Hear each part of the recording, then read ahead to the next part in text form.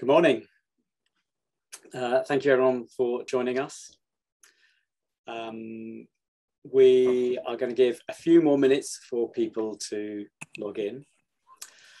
But just while you're waiting, today we are going to look at ways to quantify ROI, return on investment, for particularly around social media.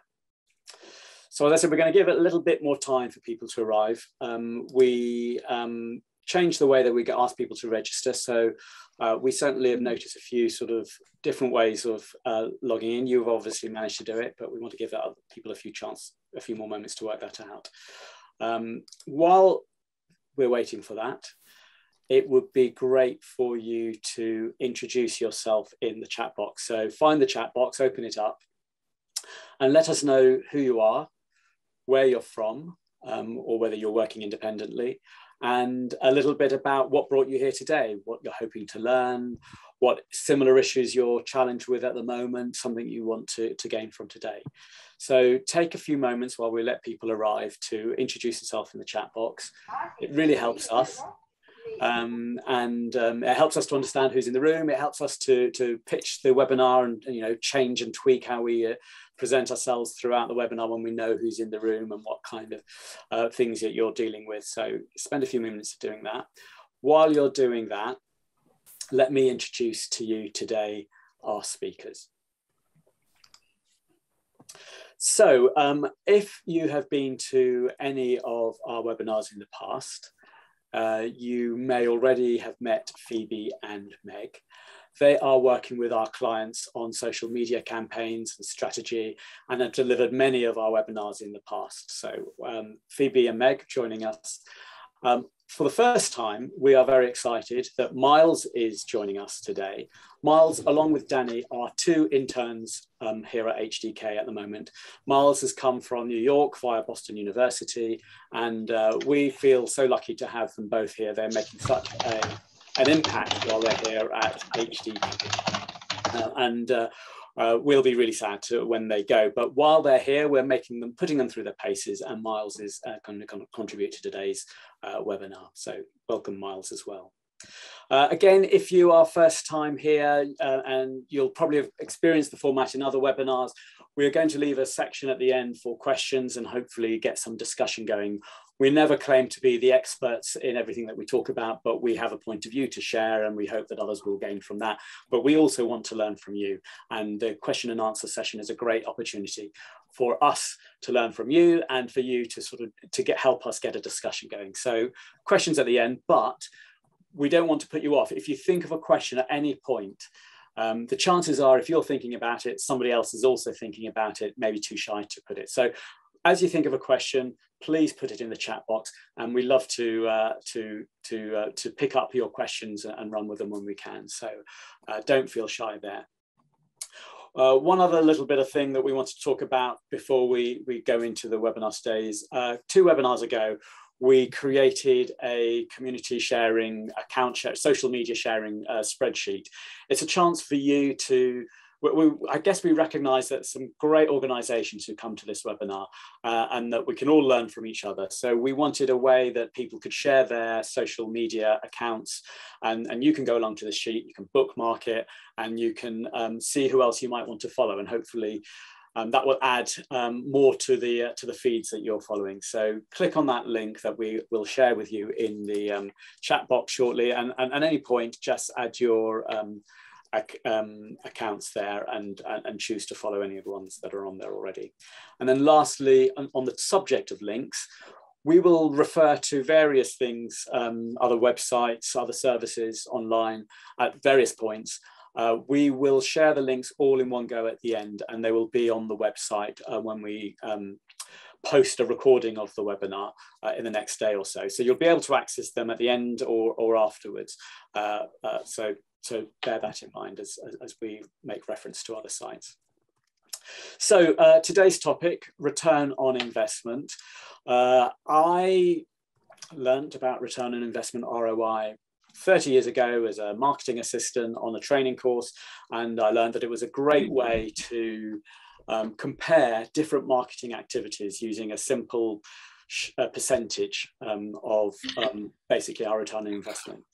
I guess what I first thought about return on investment, I always thought of it in monetary terms, but the longer I've worked in the arts and cultural sector, and any of you who work in other not-for-profit organisations will quickly learn that investment and the return isn't always a monetary value. And here today, we'll probably explore different ways of looking at return on investment and different ways of measuring it as well. So we'll try and think about basics such as ticket sales, but also what about community engagement or audience development? How does ROI fit in with those? So we'll discuss those topics, and hopefully you'll pick up on those conversations later on. And we will try and cover ways that you can measure the impact of these throughout. So we've got 4 main sections. Phoebe is going to kick off with how to measure ROI from advertising, very straightforward with some formulas and calculations that you can take away. Meg is going to pick up with performance benchmarking and comparing your results with your peers. Great way to learn. Then Phoebe is going to pick it up again with tracking audience development, and Miles is going to round up with ways that you can action the learnings from today's webinar. So there's quite a bit to cover, and I want to make sure we leave time for discussion. So I'm going to hand over to Phoebe for her first section. Thank you very much. Just letting one more person into the webinar today. Okay, great. So as Hans mentioned, I'm going to talk about how to measure ROI, return on investment, from advertising. So it can be a challenge to measure ROI from your digital marketing efforts in general. But one of the most direct ways that you can do this is through social media advertising. So let's say, for instance, that you want to generate ticket or online store sales.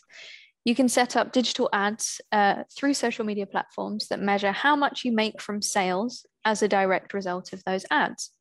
So first, we'll talk you through how to make sure you're accurately measuring those. And then we'll talk you through how to calculate the ROI. So for the sake of this exercise, we'll focus on the process for Facebook because it's a very commonly used platform for Instagram and Facebook. But then we'll share some guides for other platforms later on. So when you distill the process of setting these ads up down to the very basics, the process for Facebook looks like this. You create a pixel in Facebook Business Manager. You take that code and add it into your website's code. You set up events, which are essentially actions that people take on your website, whether it's initiating a checkout, finishing a purchase, signing up to a newsletter, etc., whatever it is that you want them to do. And then you set up your conversion ads, which are basically set up to measure that specific action that you want people to take. And as I said, we'll share some links to guides on how to do that. It can be a little bit convoluted on some of the platforms, but there's some really helpful, simple guides that we'll share with you later on. Once that's set up, you can then run ads with a goal of generating your ticket or store sales. And as with all campaigns, you should try a variety of ad styles and creative to optimize your chance of encouraging people to buy. When you're setting up your conversions or events, make sure that you input the value of each purchase, so how much a ticket sale would generate for you. That means that once your ads are running, each ticket sale that's generated, it will automatically track for you the total sales that are generated from that campaign. And it makes it much easier to kind of directly track the ROI from your ad campaign. When the campaign finishes, you'll then be able to easily compare how much you spent versus how much you generated in sales, which is great. So it's super straightforward when you kind of distill it down to that concept. Obviously, it takes a little bit of practice to set up, but digital ads are one of the easiest ways to measure ROI. But we'll look at the ROI calculation now so that you can figure out a percentage based on your ad campaigns. So on screen now is the basic formula for calculating your ROI. So you take your total sales minus the spend and divide it by the spend, times it by 100, and that is your ROI percentage. So for instance, let's put that into real terms.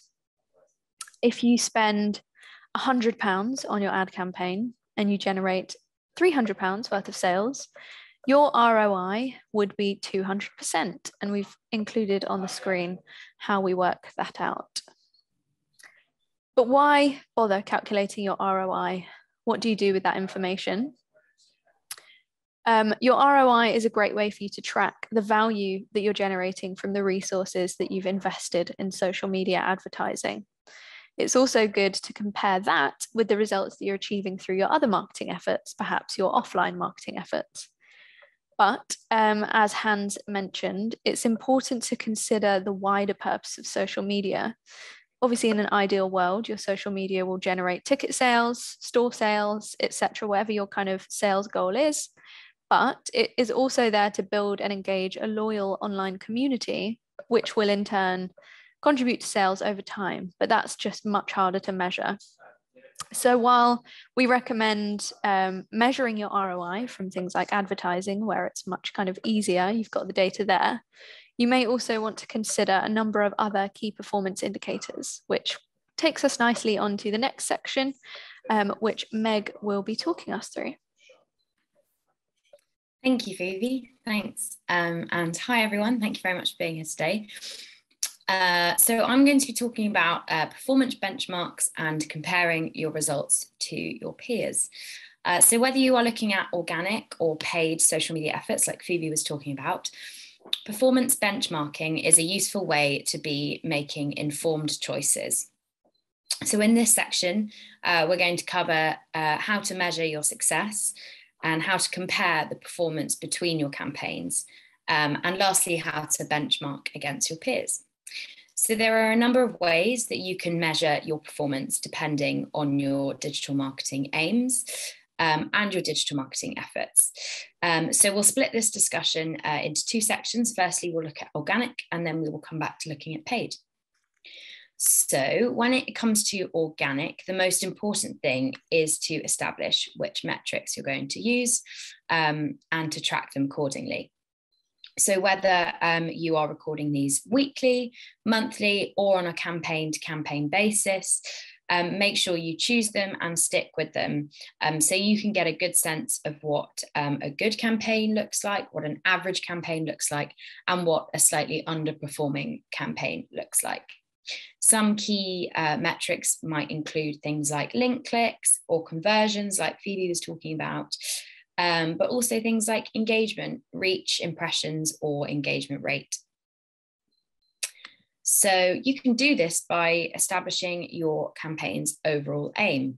If you are looking to sell tickets, your key metric will be conversions for paid efforts.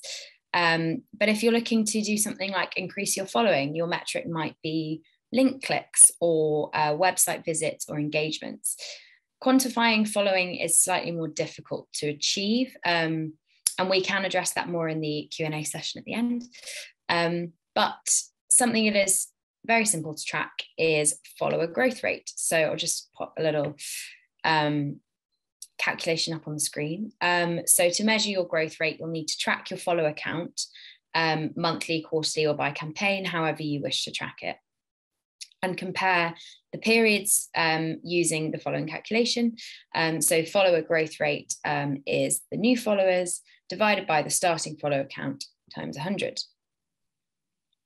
Leave that up for a second, and don't forget that we will be posting this recording. So if you're not quick enough to screenshot or scribble it down, you will be able to return to this.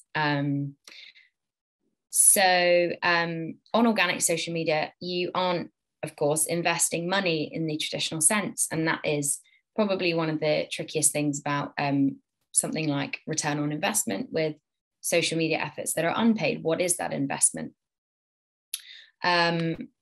So you need to define it, and it is likely to be time. So how much time are you allocating for designing, setting up, and managing this campaign? How many people are going to be responsible for managing the campaign?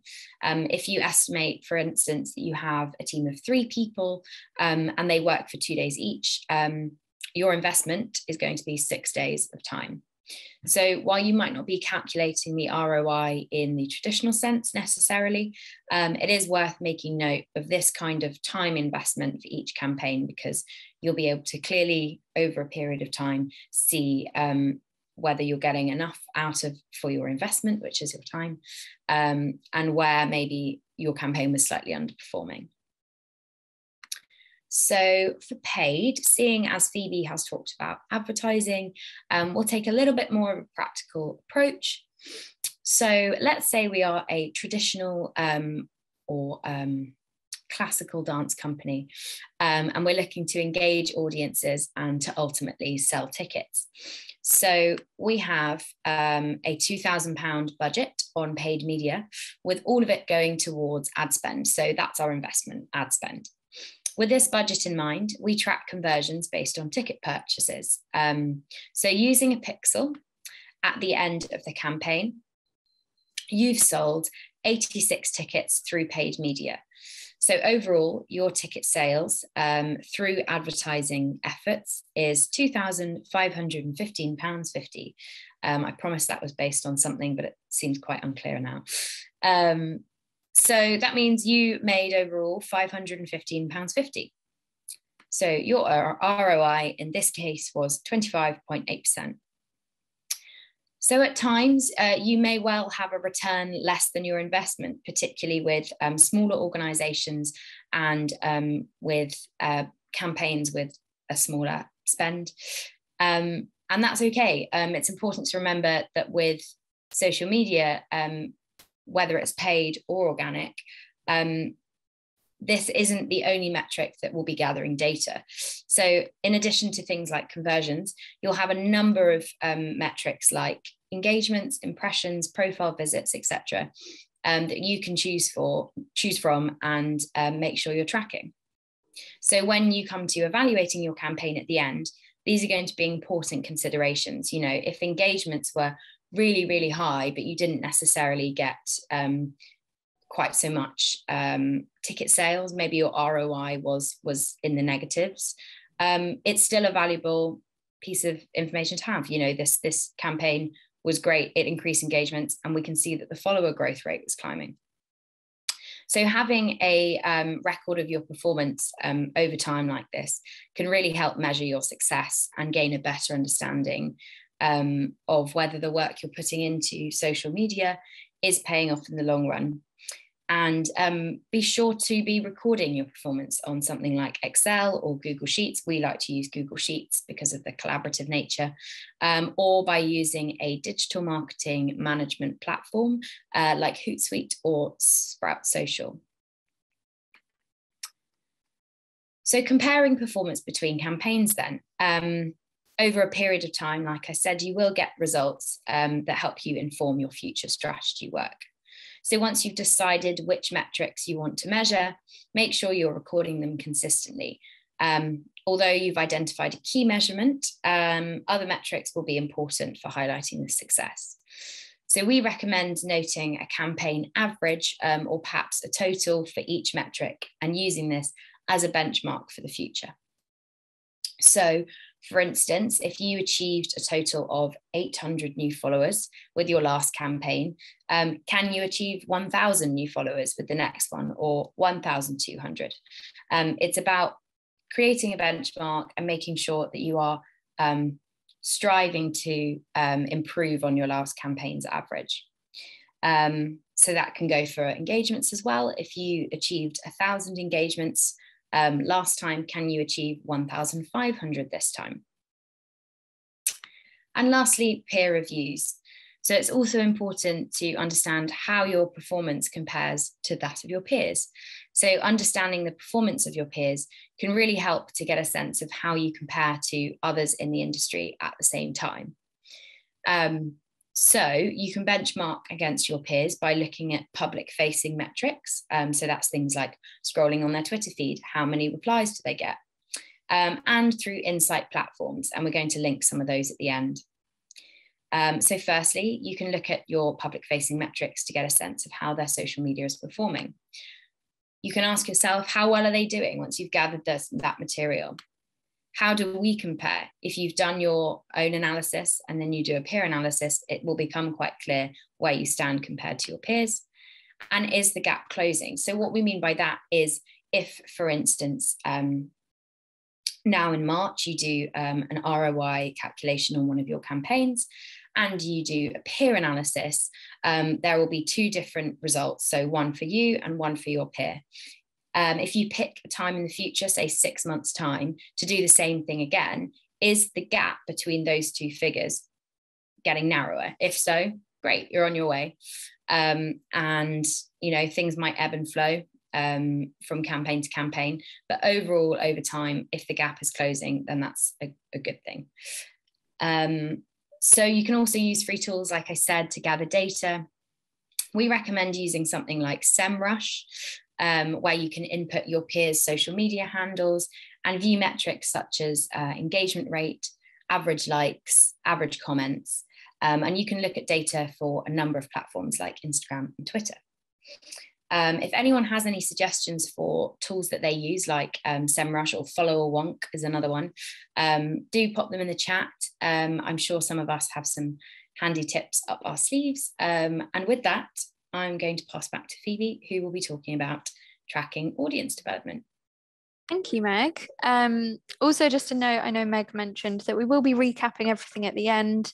And if there's any section in particular or a slide that you'd like us to go back to during the Q&A, that's absolutely fine. We can do that if you want to note anything down in particular. But first, how to track audience development. So audience development is another key consideration when it comes to arts and cultural organizations.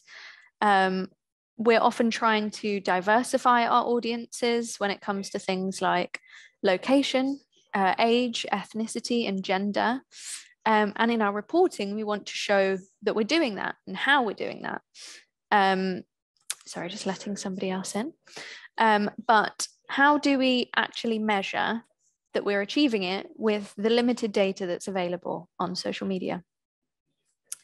So firstly, it's important to get an understanding of what's actually available and recording it, as Meg has said, tracking it. So for instance, if you can access information on what proportion of your followers are in each age range, are in a specific location, or are a specific gender, then it's important that you track this, because it's an easy way between campaigns to measure how your audience has changed, even if it's marginal. Things like demographics we find change slowly over time, which is almost makes it more important for you to track this information so that you can show that there is change happening.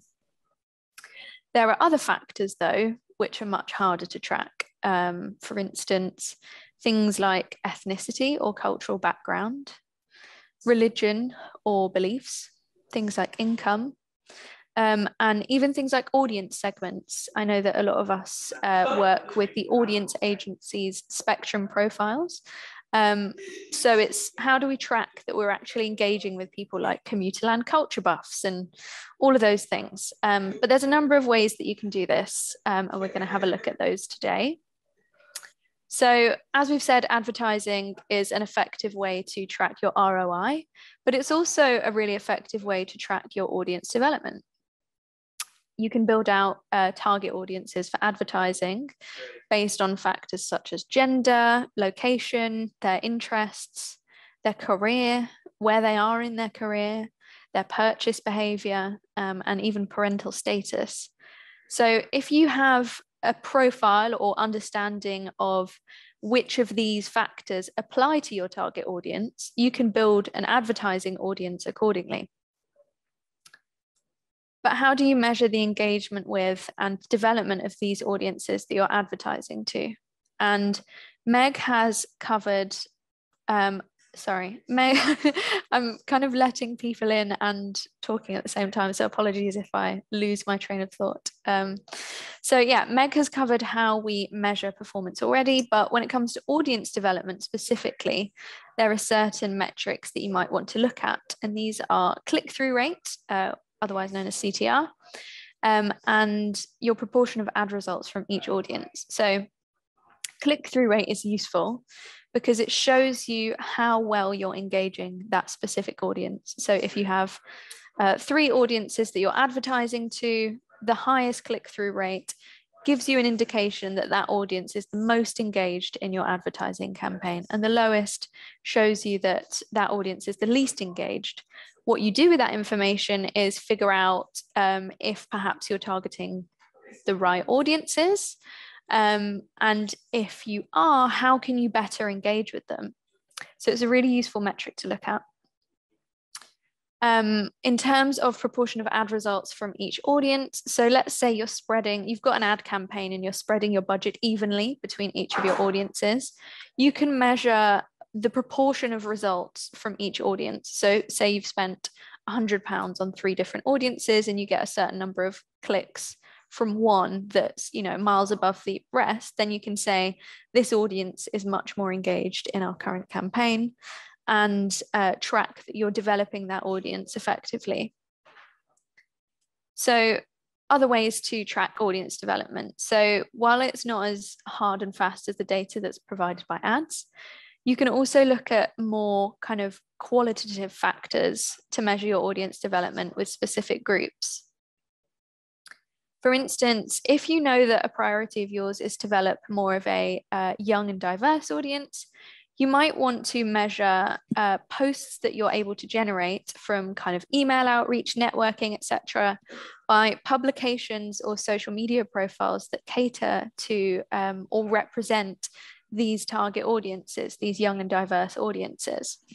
So perhaps you reach the end of your campaign and you have a look at how many posts have been generated by your outreach, how many posts have been made by these publications or social media profiles.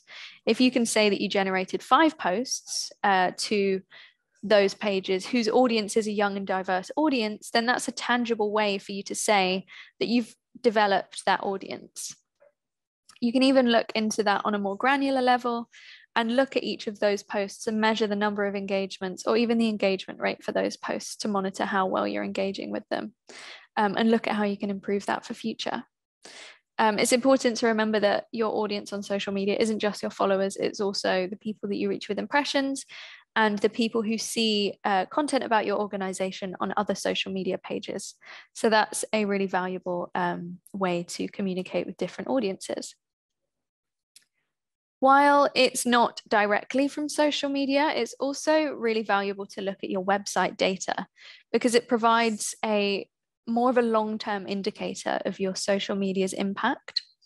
And again, it's just a case of deciding what metrics you want to measure, tracking them consistently and comparing them between campaigns. For instance, website demographic data. So if you note certain demographic data from your website for one campaign, you can look at the end of your next campaign to see how that's changed. You can also look at behavioral data on your website to gain an understanding of how your audience is engaging with your website and if that changes between campaigns. So there are key metrics that you might want to look at for this, which are new users, pages per session, and session duration. And we'll explain why these are important for audience development. So looking at new users can tell you how many new audience members you're driving to your website through your social media campaigns. And you can even calculate a percentage of new users per campaign if you want a really easy, quick and easy way to compare. Looking at pages per session and session duration are really good to measure how deeply your audiences are engaging with your website. So all really useful metrics to look at when it comes to audience development through your website. So while audience development can be difficult to measure online outside of just follower count and impressions, there is a vast range of data available that you can use to gather a better understanding of how your audience changes campaign to campaign, and as a result, what impact your social media campaign has had. So while it's not, a percentage like ROI, it's still kind of a tangible impact that you can report on at the end of your campaign. So as Meg and I have covered quite a few different aspects of measuring ROI, I'm going to hand over to Miles now, who is going to talk about actioning all of these learnings. Awesome. Hi, everybody. Thank you, Phoebe, and thank you to the rest of the HdK team for allowing me to be here today. So yeah, I'm going to talk about actioning your learnings. After all is said and done, it's vital that we find a way to take action on all the findings that we've just accumulated. So the first step is, of course, choosing how we want to quantify our success and ensuring that we're measuring that accurately. So let's recap. First things first, you want to make sure that you're tracking the key metrics that'll measure how you're achieving your personal organizational aims.